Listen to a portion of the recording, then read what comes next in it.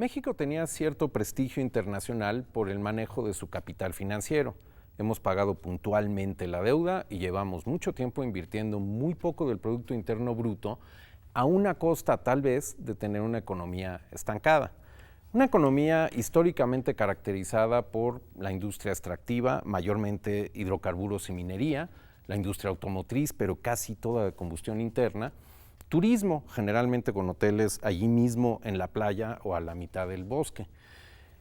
Este es un tipo de economía que, si bien funciona para el capital financiero, nos ha hecho que cada año gastemos mucho más que lo que realmente tenemos en capital natural. Una noción esta, capital natural, muy importante para la ecología, prácticamente ajena para la economía ortodoxa. Hoy cerramos Refracción, este espacio de periodismo de ciencia desde la UNAM, casi como lo iniciamos hace 13 emisiones, hablando de ecología, pero esta vez con una conclusión tronante. La calidad de vida humana en este planeta, y no tenemos otro, dependerá de que hagamos o no una revolución económica global. Michelle Morelos nos da el contexto periodístico a propósito de la Cumbre Mundial de la Diversidad Biológica que va a tener lugar dentro de unos días en Cancún, México.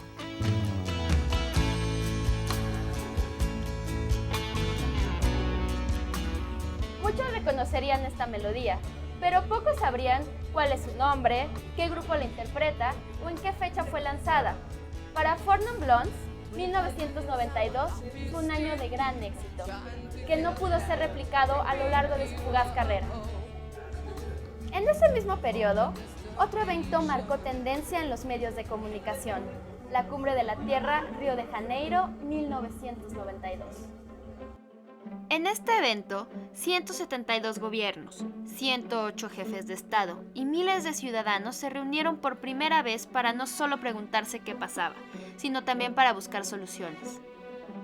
La Cumbre de la Tierra fue el primer evento mundial en que la protección de la naturaleza y ecología era el tema central. Río nos dio dos instrumentos que ya han hecho historia. El Convenio sobre la Diversidad Biológica, CDB, definido por Conavio como el instrumento jurídico global más importante en la promoción de la conservación de la biodiversidad, y la Convención Marco de las Naciones Unidas sobre el Cambio Climático. La Conferencia de las Partes, COP, se establece como el órgano rector y de gobierno de la Convención Marco y del CDB.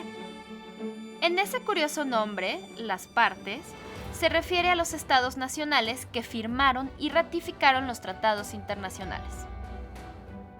México es una de las partes del Convenio de Diversidad Biológica y por tanto asiste a las COP que tienen lugar cada 2 años desde 1994. En diciembre de 2016, México será la sede de la 13ª Conferencia de las Partes de la CDB. Más allá de que este evento sea realizado en nuestro territorio, ¿por qué nos debería de importar esta COP13?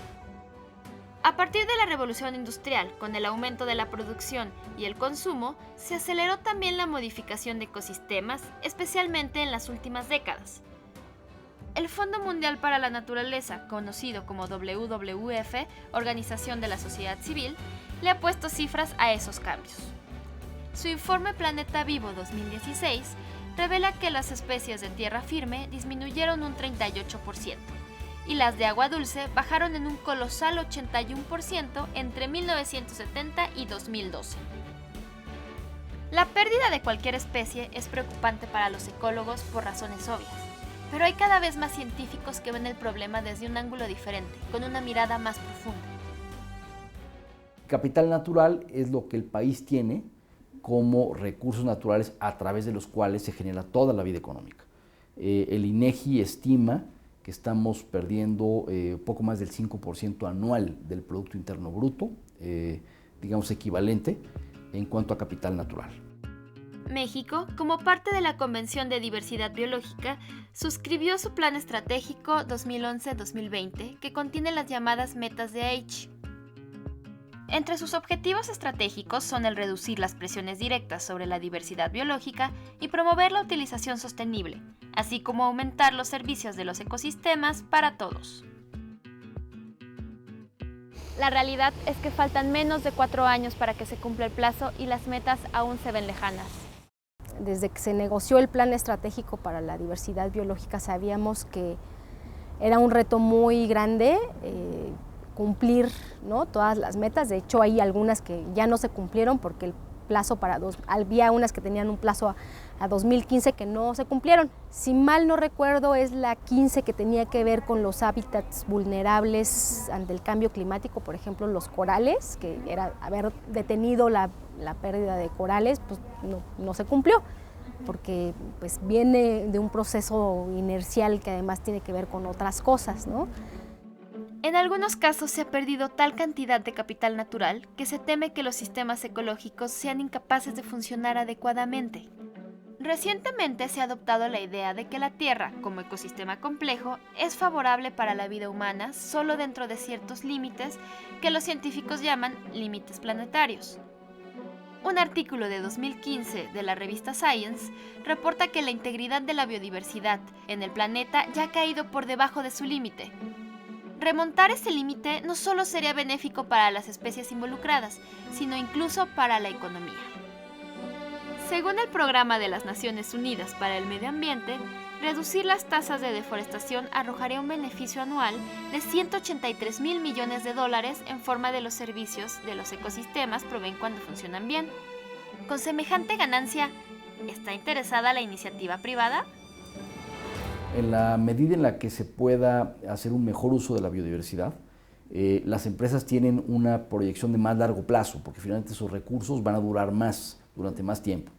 Y en el caso de los productos renovables, tipo de, por ejemplo, los bosques, la madera, etcétera, bueno, pues esta buena gestión de esos recursos permite mucho más certeza de inversión de las empresas en el largo plazo. La diversidad biológica provee servicios ecosistémicos, pero el cambio climático los amenaza. Por ejemplo, modificando la distribución de especies. Las consecuencias no son fácilmente predecibles, pero sí algo previsibles. Es por eso que se necesitan nuevas estrategias focalizadas para lograrlo. La estrategia del 2000, bueno, ya cumplió su ciclo. Justo estamos enviando a prensa para que se pueda presentar en la COP la nueva Estrategia Nacional de Biodiversidad 2016-2030, que es un trabajo que coordinó la CONABIO con la participación de casi 400 personas, de muchas instituciones de la Administración Pública Federal, de organizaciones de la sociedad civil. Es un documento muy, muy distinto, mucho más completo, yo diría. Ahora sí estamos sacando un plan de acción, identificando actores dentro del sector ambiental de la Administración Pública Federal, fuera del sector ambiental de la Administración Pública Federal y otros actores, plazos de cumplimiento y acciones pues ya mucho más específicas. ¿Y qué pasaría si la COP13 no fuera solo un hit del momento? Lograr que actores clave y ciudadanía tomen decisiones a favor de un desarrollo sustentable será la melodía que querramos escuchar a través de los tiempos. Las convenciones de las partes, las famosas COPs, han sido continuas. Esta es la 13 de diversidad biológica y viene poco después la 22 de cambio climático. También han sido continuas las formas en que actúan los sectores. Los científicos continuamente nos dan información cada vez más alarmante. Los gobiernos continuamente toman acción insuficiente. La industria y el comercio continuamente son más depredadores que lo que solían ser. Necesitamos innovación audaz y vale preguntarse de dónde va a venir. Eugenio Barrios, tú trabajas para el Fondo Mundial para la Naturaleza, una organización de la sociedad civil, una OSC. Bienvenido. Muchas gracias. A lo mejor viene de allí y lo que es cierto es que el asunto es súper urgente. Hay dos panoramas sombríos que ya vimos en el reportaje: la depredación, la pérdida de la diversidad biológica, el cambio climático en aumento posiblemente fuera de control. Ustedes, las organizaciones de la sociedad civil, las OSC, son nuestra última esperanza. Bueno, nosotros, empiezo, muchas gracias por la invitación. Pues definitivamente no somos la única esperanza. Nosotros nos dedicamos a mover a todas las partes de la sociedad, a empujar todos estos procesos, conscientes de que únicamente con la participación de todos los sectores y de todos los actores podremos realmente realizar un cambio, ¿no? Pero la participación de todos los sectores y todos los actores, cuando se ha traducido en algo, por ejemplo, los acuerdos de París sobre cambio climático de hace un año, todo el mundo que sabe del tema reconoce que ese algo que cuesta décadas es insuficiente. Lo que no hemos visto es a ustedes con un perfil más amplio, por eso más prominente tal vez. Por eso me pregunto si ustedes son la bisagra de presión entre la iniciativa privada y los gobiernos, por ejemplo. Bueno, es uno de los roles que nos toca jugar, definitivamente. Nosotros, como organización basada en ciencia, nuestra premisa es buscar soluciones y luego traer a los actores a la mesa para implementar esas soluciones y definitivamente alzar la voz y empujar cuando estamos llegando a estos límites como los que estamos llegando actualmente, ¿no? Y vamos a discutir los límites, pero me gusta mucho que has dicho nosotros como organizaciones basadas en ciencia, porque el origen de todo esto es la ciencia, incluida la urgencia de la cual hablaba hace un minuto. Hablemos de la magnitud, concretamente de la pérdida de la biodiversidad desde hace mucho tiempo ya. Acaba de ser publicado un informe por la organización cumbre de ustedes. Ustedes son una organización internacional con un capítulo en México, WWF, muy conocidos por el Panda. Acaban de publicar una cosa que se llama el Informe Planeta Vivo 2016, y documenta, entre otras cosas, que entre 1970 y 2012, desde mucho antes de que naciera más de la mitad de nuestro público, dice el informe, las poblaciones terrestres disminuyeron 38%, las poblaciones en agua dulce 81% en promedio, y las poblaciones marinas 36% de disminución. Muy brevemente, para no entrar en demasiados detalles, ¿cómo se produce este tipo de evidencia? Porque las cifras son muy impactantes, pero una pregunta legítima es, ¿cómo saben que 81% de las especies de agua dulce? Sí, el informe Planeta Vivo se ha convertido en un hito de la conservación en el mundo. Se publica cada 2 años y empezó, como bien nos dices, con unos monitoreos que se empezaron a hacer desde 1970, donde se identificaron diferentes especies y poblaciones en cada uno de los ámbitos, en agua, en poblaciones terrestres, poblaciones de agua dulce, y se han venido monitoreando. Desde ese entonces se ha refinado se mantienen los procedimientos para que toda la información sea comparable. Pero lo dices, perdón, como si monitorear especies de agua dulce o especies terrestres fuera una cosa trivial de hacer, como si bastaran 2 biólogos contando cosas. Tiene que haber una serie de hipótesis y un margen de incertidumbre bastante grande, porque eso es muy difícil de hacer. Sí, definitivamente. Hay protocolos estandarizados en todo lo que se viene monitoreando. La valía del informe es haber consolidado este proceso durante tantos años y entonces mostrar unas tendencias que científicamente son sólidas y que sí nos habla muy claramente de la declinación, de la pérdida de biodiversidad por un lado y de los límites a los que estamos llegando como planeta, ¿no? Porque esta pérdida de biodiversidad por otro lado tiene esos límites a los que estamos rebasando en términos de uso de recursos naturales, ¿no? Claro. Si hablamos de especies de agua dulce, pues las especies de agua dulce se pierden 81%, que es el dato más alarmante de todos. Pero otra vez, sí es alarmante y no es que uno necesariamente ponga en duda la buena voluntad de cómo lo hacen, pero cuesta un poco de trabajo entender cómo hacen para comparar el número de especies que había, digamos, en un ecosistema específico, un tramo de un río, una cosa así, en un momento histórico dado y 15 años después. ¿Cómo pueden saber eso? Pues lo que se hace, se identificaron, como te digo, especies y se van llevando registros de las poblaciones de estas especies. Y entonces, pues eso es un indicador. Finalmente estamos hablando de indicadores que nos van presentando cierta trayectoria de decaimiento, en este caso de biodiversidad, ¿no? O sea, una población que se tenía de X especie hace 50 años, pues esa población se ha ido reduciendo, ¿no? En muchos casos son especies que inclusive se han extinto, ¿no? La calidad de estas cifras depende, supongo, de la inversión que se haga en el personal que hace el monitoreo. ¿En México en concreto se invierte suficiente en esto? México tiene un muy buen sistema de información en términos de biodiversidad. Yo creo que el trabajo nosotros conocemos y aseguramos que el trabajo que hace la CONABIO en este caso, la Comisión para el Uso de la Biodiversidad en México, es muy bueno, es muy ejemplar, ¿no? Hay temas realmente de vanguardia. México es uno de los primeros países que cuenta con un informe de capital natural. Del cual vamos a hablar extensamente. Es uno de los primeros países que lo hizo. Y en términos de información, basta meterse a la página de la CONABIO y realmente tenemos muy buena información. ¿Ustedes, WWF, ¿hacen investigación por su cuenta o hacen monitoreo por su cuenta o dependen de las instituciones académicas de cada país? Nosotros siempre buscamos asociarnos con empresas líderes, con instituciones líderes, organizaciones líderes, empresas líderes, para trabajar todos estos temas, ¿no? En México nosotros hacemos algunos monitoreos de algunas especies, concretamente, por ejemplo, la mariposa monarca, y lo hacemos en coordinación y apoyados mucho con la universidad, ¿no? Con la Universidad Nacional. Bueno, con lo impresionantes que son estas cifras, en realidad la lectura del informe Planeta Vivo recientemente publicado deja la idea de que hay una capa muy superior de magnitud por explorar, y entonces quiero ser muy preciso en lo que ponen.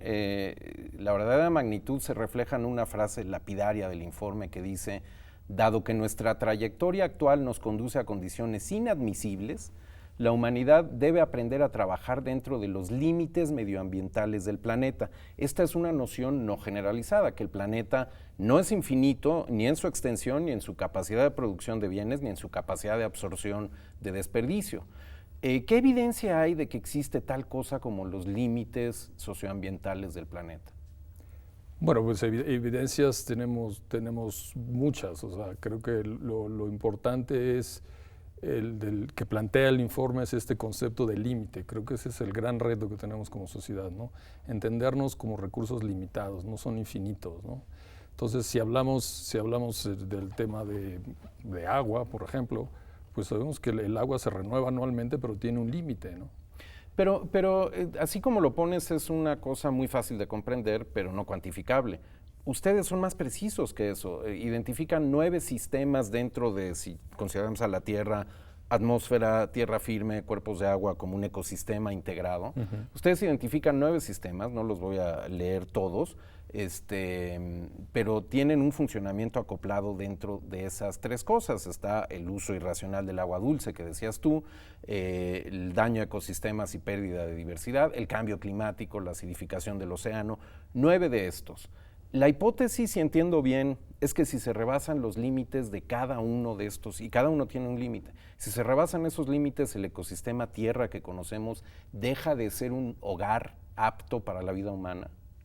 Pues sí, definitivamente.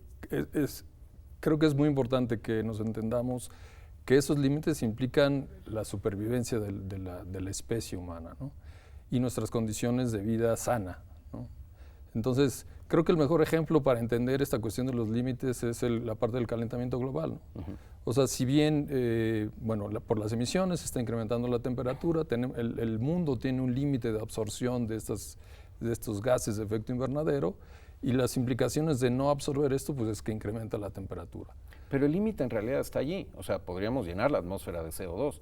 El problema está que el efecto que causa hace que el ecosistema en el que evolucionó la especie humana sufra cambios que harían difícil vivir allí. Esa es la idea central. Exactamente, esa es la idea central. Y los costos que va teniendo eso. O sea, no vamos a desaparecer de un día para otro, pero entonces vamos teniendo la sociedad empieza a tener una serie de costos e impactos y implicaciones de esa transformación del ecosistema, de nuestro ecosistema, de nuestra casa.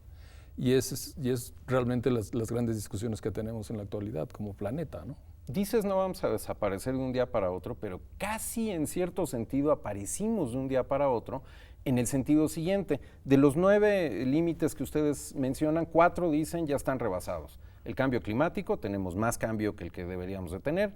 Uso de suelo y deforestación, más que lo que deberíamos de tener. Pérdida de biodiversidad, lo mismo. Y flujos bioquímicos, especialmente nitrógeno y fósforo. Demasiada producción y demasiado desperdicio.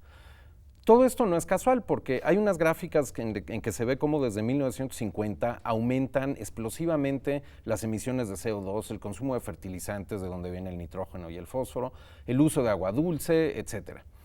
Pero también desde 1950 la curva poblacional tiene un crecimiento brutal. ¿No es cierto que en realidad el origen de todos estos problemas es que somos 9,000 millones cuando hace 100 años éramos 1,500 millones? Somos nosotros. Bueno, esas son las grandes discusiones que se tienen en la actualidad. Pero dices, esas son las grandes discusiones. Yo no suelo escuchar cuando se habla de biodiversidad o de cambio climático que el número de seres humanos y la tasa de crecimiento poblacional sea un tema. Eso no se discute. Bueno, definitivamente es uno de los impactos. Ahora, es una de las causas. Es una de las causas. Y en el otro lado de la ecuación está el cómo consumimos esa cantidad de humanos. Eso es cierto, pero en parte los patrones de consumo, si existieran con 2.000 millones de seres humanos, tendrían un impacto que posiblemente, te pregunto, colocarían estos 9 límites, estos 9 sistemas, en posiciones más cómodas, ¿no es cierto? O sea, no solo es el impacto de consumo de cada individuo, es la totalidad de individuos que somos. Definitivamente, o sea, creo que van a ir los dos conceptos que hemos manejado, ¿no? Cuántos somos y los límites que tenemos, ¿no? Y el entendernos dentro de esos límites. ¿Quiere decir entonces que tendríamos que estar empezando a considerar como un tema, no sé si de condicionante del futuro para la especie humana, la tasa en la que nos reproducimos? Bueno, es una de las variables. O sea, definitivamente las tasas de crecimiento han disminuido en los últimos años. Sin embargo, no van a disminuir más allá de lo que se tiene ya, las predicciones que se tienen de crecimiento y las proyecciones de crecimiento. Y entonces tenemos que irnos al otro elemento de la ecuación, que es el consumo. Bueno, o sea, ¿cómo consumimos? Entremos al consumo desde el lado de la economía, que es realmente lo que está, la otra cosa que está en el centro de las posibles soluciones. Achim Steiner, que es director ejecutivo del Programa de Naciones Unidas para Medio Ambiente, apunta directamente en un documento que se llama Perspectiva Mundial sobre la Diversidad Biológica, del Convenio de Diversidad Biológica, dice una transición socioeconómica hacia un modelo de desarrollo que tendría directamente en cuenta el valor económico de la diversidad biológica. Esto es lo que él dice que hace falta. Y ustedes adoptan una cosa muy parecida a esto bajo el concepto de capital natural que mencioné en la entrada. Dicen ustedes, WWF, las reservas disponibles de recursos naturales renovables y no renovables que sustentan la vida humana, eso es el capital natural. ¿Qué sugiere WWF México que haga México con su capital natural? Bueno, lo primero es entender ese capital natural como parte de los sectores y de la productividad y la riqueza nacional, ¿no? Una de las grandes líneas de trabajo y de los grandes argumentos que traemos a la próxima COP de Cancún es que ante los retos de biodiversidad, de recuperación y de conservación de la biodiversidad que estamos enfrentando, solamente lo podremos hacer si integramos la biodiversidad como un factor de los sectores productivos del planeta, ¿no? Pero o sea, que eso esté valorado dentro de estos. Una cosa es considerarlo a nivel de conversaciones, digamos. Otra cosa distinta sería incorporarlo a las cuentas nacionales, por ejemplo. Sí. Eso y equiparar algo que midiera el capital natural con el Producto Interno Bruto, por ejemplo. Esos indicadores no los tenemos. ¿Eso es lo que creen ustedes que hace falta? Es una de las líneas de acción, definitivamente. Se tiene que subir el perfil político de la biodiversidad e integrarlo a diferentes políticas públicas. Pero equipararlo con el financiero. Claro, integrarlo a las políticas financieras del país. ¿Te das cuenta que eso es de veras, como dije en la entrada, una revolución económica global? Definitivamente. Examinemos algunas de sus consecuencias entonces, porque ustedes ese acto revolucionario, en el documento que he venido citando, el informe Planeta Vivo, está un poco escondido en un dibujo que explica las acciones y ustedes señalan reorientar los flujos financieros y luego responsabilizarse de los costos medioambientales. Si los precios con los que compramos las cosas incluyeran de veras los costos ambientales, ¿cómo quedarían, por ejemplo, los combustibles fósiles frente a los no fósiles? Bueno, esa es exactamente una de las grandes ¿Podrían quedar batallas. Más caros? Pues sí. Y entonces, de verdad es revolucionario. De hecho, son más caros, ¿no? El problema es quién paga, ¿no? Pero exactamente, no lo son en costo de, digamos, kilowatt de electricidad producido, porque esos costos ambientales no están incorporados en el precio. ¿Cómo quedarían los tratados de libre comercio transoceánico? ¿Cómo quedaría la agricultura industrial? ¿Está lista la economía mexicana y global para una revolución de estas dimensiones? Pues se ha avanzado en esos temas. Definitivamente son los grandes retos. A final de cuentas, como bien lo dices tú, todo se puede empezar a quedar en palabras si no tomamos esas acciones, si no integramos estas políticas de protección y conservación de la biodiversidad en donde realmente se toman las decisiones que están impactando al mundo, ¿no? Gobierno, iniciativa privada, ciudadanía, ¿quién tiene mayor responsabilidad para empezar a tomar esas acciones? Los tres tienen un rol que jugar, definitivamente. Yo creo que no es tanto que si es igual o no es igual, yo creo que necesitamos empezar a caminar armónicamente en esa dirección. En unos sentidos jalará la sociedad, es la que empuja, el gobierno responde, las empresas empiezan a ver también por su propia seguridad. Entonces, creo que es ir encontrando ese caminar armónico. Pero el problema de este tipo de formulaciones es que al final del día nadie resulta ser responsable, ¿no es cierto? Yo creo que ahorita cada vez somos más conscientes de la responsabilidad que tenemos como generaciones que habitan este planeta actualmente, ¿no? Eso es un tono optimista el tuyo, Eugenio, y con eso vamos casi a cerrar porque nos queda un poco menos de un minuto. Y ustedes son explícitamente optimistas en la perspectiva de la que estaba hablando. El convenio de la diversidad biológica dice: a mitad del decenio de diversidad biológica 2011-2020, estamos justo a la mitad, todavía pueden alcanzarse la mayoría de sus metas, aunque lograrlo requiere acciones innovadoras y audaces. Para dentro de un año, que sea la COP23 de cambio climático y 2, que sea la 14 de diversidad biológica, ¿qué 2 o 3 señales audaces tendremos que ser capaces de ver ya en 2 años para poder conservar ese optimismo?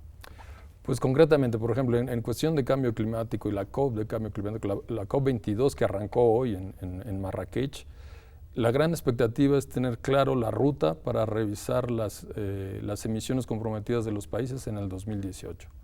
Entonces, si saliendo de esta COP tenemos esa hoja de ruta, será un gran paso, o sea, porque tenemos la gran mayoría de los países ya en la convención y ahora el compromiso de revisar esos compromisos en 2018. Entonces, ese sería un gran avance, ¿no? Lo examinaremos entonces, espero que dentro de un año. Eugenio Barrios, muchas gracias por haber venido.